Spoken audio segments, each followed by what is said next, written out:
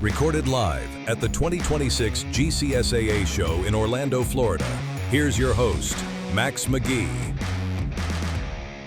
We got Andy Jorgensen here in his kind of backyard, right? Yeah, it's an hour south of me, so we're good. Lucky guy.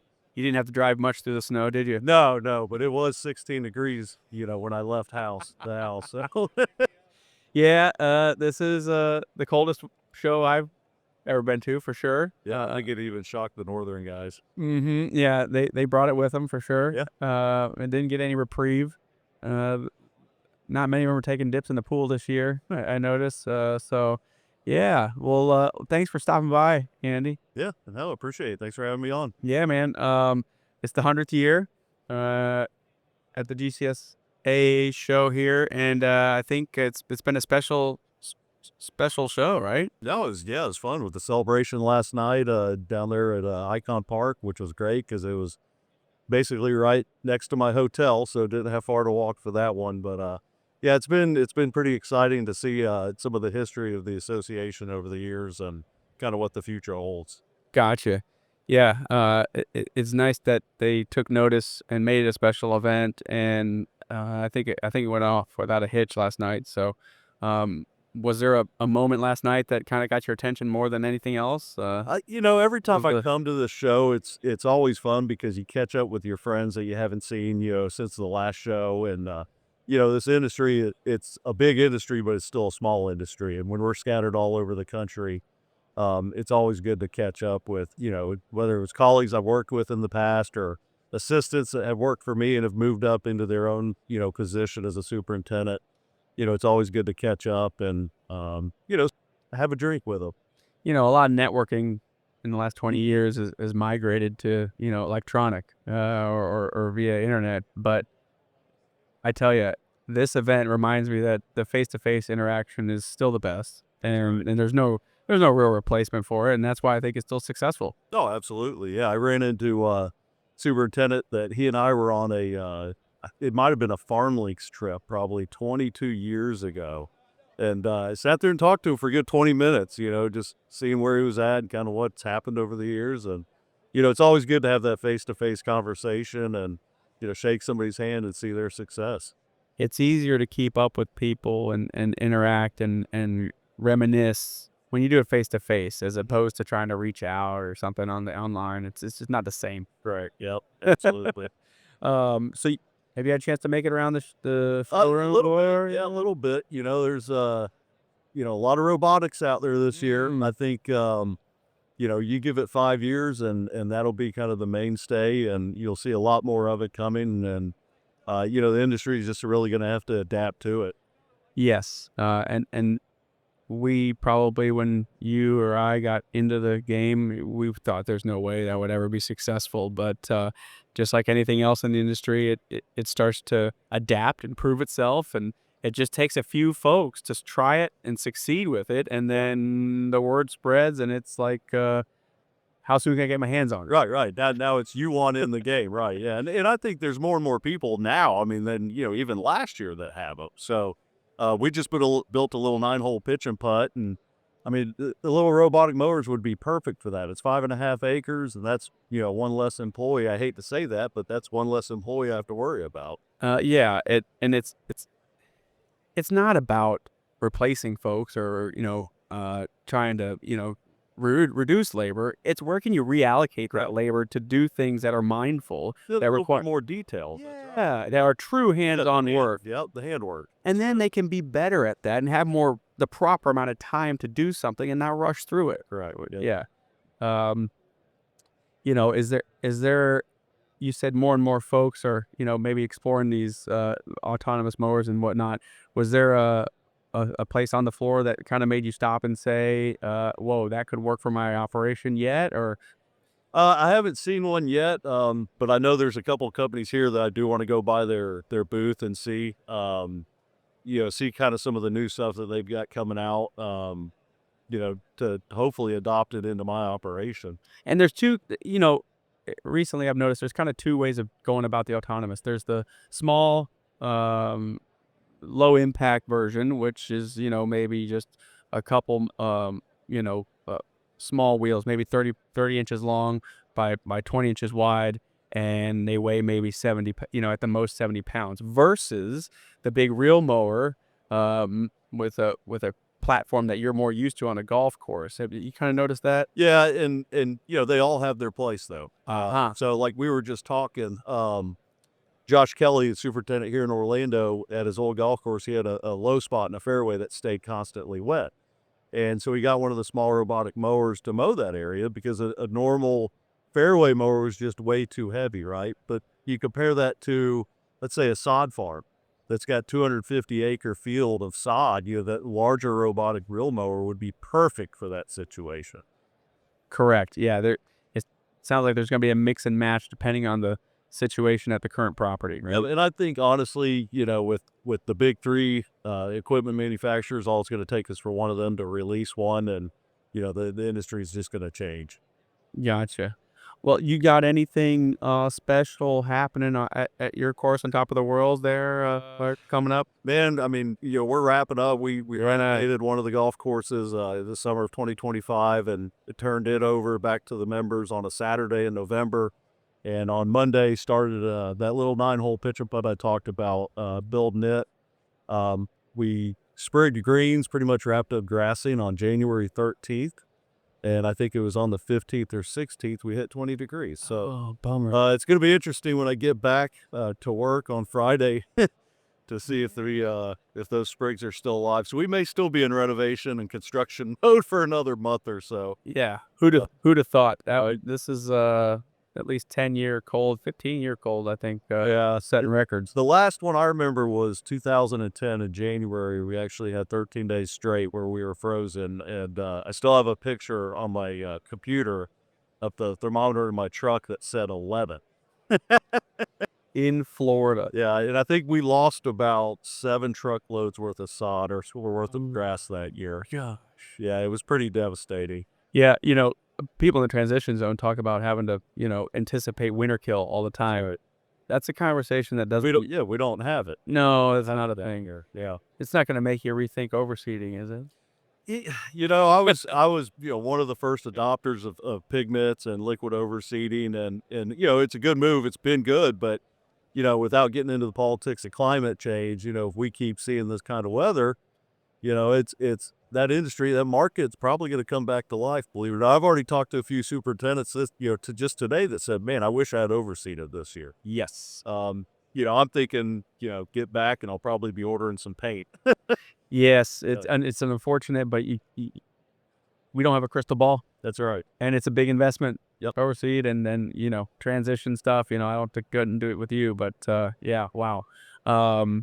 So kind of like some general superintendent, skills. What piece of advice that you got earlier in your career still guides you today, or maybe help guide you through that renovation from this past year? I've always had the philosophy to treat people like people. If you take care of your people, you take care of your staff, they're going to take care of you. And through that mentality, I've retained a really great group of people that have worked for me. Some of them have worked for me all 20 years that I've been at On Top of the World. But it's you got to treat them. I mean, sometimes stuff happens, and it's how you treat those situations with somebody is going to determine whether they want to come to work tomorrow or not. So, we work with each other 8, 9, 10 hours a day. Sometimes we see our coworkers more than we see our family, and they really are our family. If you just treat people like people, you're going to have great success. I agree, and you as the leader, you set that culture. Absolutely. Set the culture Right. of, not the non-blame culture, but let's get the job done and work as a team. Right. Yeah. In that same vein, is there a special way you're able to help keep your crew motivated? Especially during tough stretches, during a renovation. What's a good way when you see it in their faces that, my goodness, they've been working 12 hours already, but you got to finish this truck aside. What? Yeah. So I mean, we always like food. Ah, Cooking for your staff obviously goes a long way. I'm sure you can cater it or heat some. I mean, that's big too. But when the boss is out there manning the grill or smoking something, ribs on the smoker or something, I think the crew sees that and you can gain some respect. So this past summer, our last month of this renovation, we were doing a really big push to wrap things up.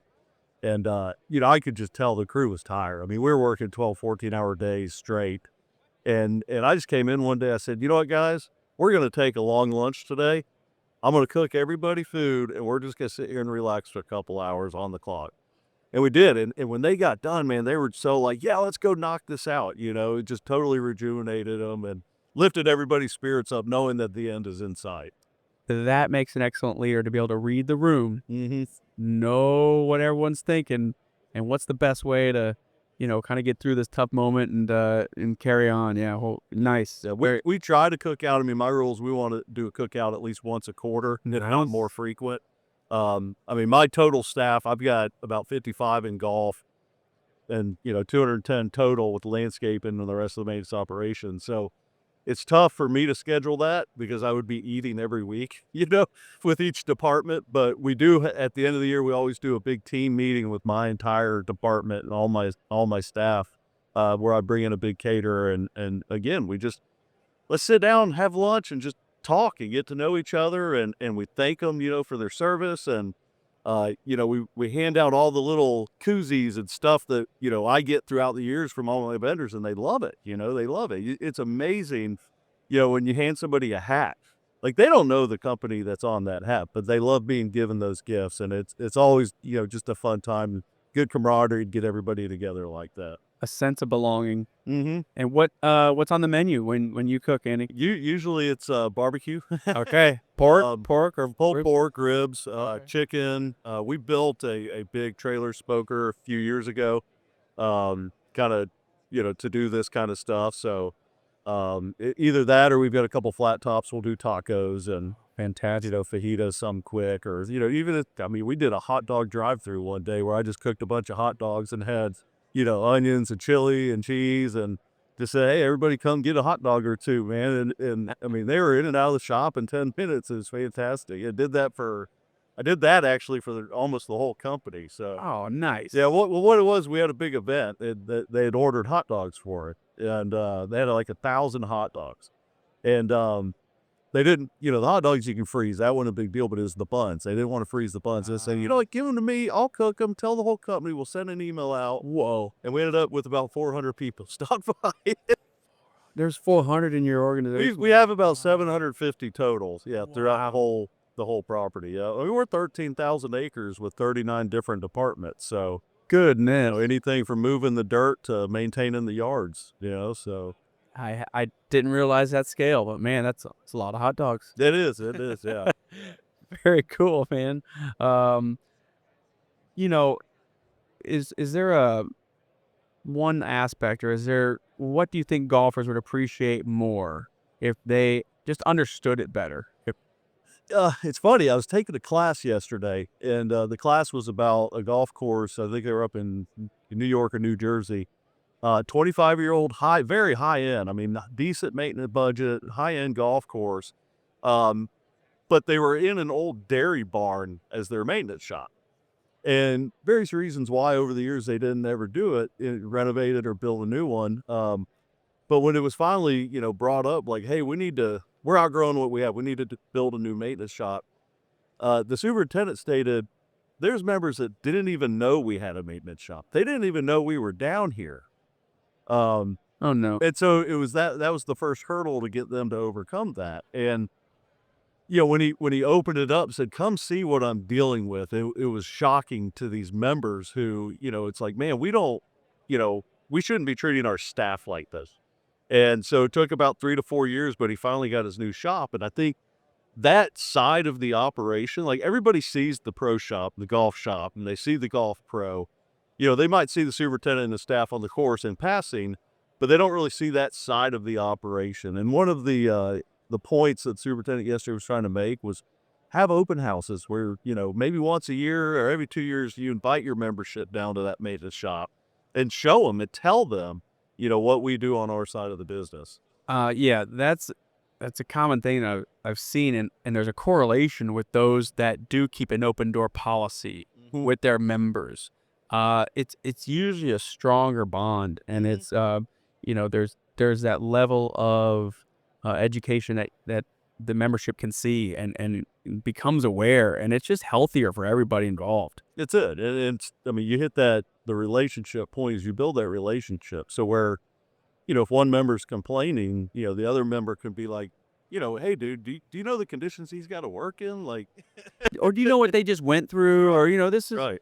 I just got the daily update from the superintendent. This is what they've been working on right now, and they've been focusing X amount of labor hours on this. Yep. Yeah, and then they can become your best ally in the clubhouse, That's it. and that's a really cool deal, and it just brings the, especially in a network or a working area such as yours with that many 400 associates, 700 associates, 700 Cool, yeah. that's a big culture to keep right. So Yep. it can only be a great way to make it stronger, for sure. um, I've like to ask this question, and I've asked it a couple of times. Do you have a favorite moment on the course that made you think, or continue to makes you think, yeah, this job is worth the grind? Oh, yeah. I mean, everybody's got those days where you don't want to be there. You want to go home, but I think there's fewer of those than those days where you're standing there, whether it's the first tee, the 18th green, you're looking across going, man, I really got it good. Yeah. It's funny, we were sprigging a driving range tee one year, and the sprig showed up late, and it's 6:30, 7 o'clock. Sun's kind of going down. The golf course just got that shadow look, and it was glowing. And I sat there and was just like, man, I know it's late, but this is where I want to be right now. Still. Yep. Nice. Yep. That's why you got into it, right? That's it. I mean, I joke around. It's like, I actually like weed eating. I got into this business because it was my job, when I was younger, to weed eat lake bakes. This is my therapy. I was like, I'm like, nobody's on me, deadlines and telling me what to do. And I got my earphones in and I'm just jamming, just weed eating, and I love it. And now I'm not even allowed on equipment. My crew tells me that I'll screw something up, It's, but I tell you, it's funny though, during COVID when we were closed for 6 weeks, I actually got to go on a mower and a tractor. And, that was, again, one of those other moments like, man, I need to get out of the office more. Yeah, that's become a common theme as I've talked to more guys that, you get that, reach that level, and that, your goal has always been to become the superintendent, but, you're pulled other ways as you get up to that level. Yeah, you got in the business because you like being out in the work. Get back on it. Last question. If every superintendent in the country were listening right now, what message would you want to send? Oh, man, if you're not here, you should be. But, we all have those tough days. I mean, I've had them. You see a lot of burnout in this industry. And you got to remember, it is just a sport. Yeah, it puts food on our table and we got families to support, but it's a sport, guys. Just keep that closed and, put that bulletproof vest on when that member's coming at you. You just got to remember that. Yeah. Remember the goal. You're here for the long haul. It's a marathon, not a sprint. That's right. And, yeah, that's a great perspective to keep in mind. Well, Andy, thank you so much for stopping by. Great conversation. Hope you get to get around and see some more new technologies and stuff that you can implement. Yep, planning on it. Thank you. All right, buddy. See ya. Thanks for tuning in to Confessions of the Craft. Ensure you never miss an episode by subscribing to the podcast so you can be the first to hear new episodes and discover previous ones. Follow SiteOne on Facebook X, formerly known as Twitter, Instagram, and LinkedIn for the latest trends in industry updates.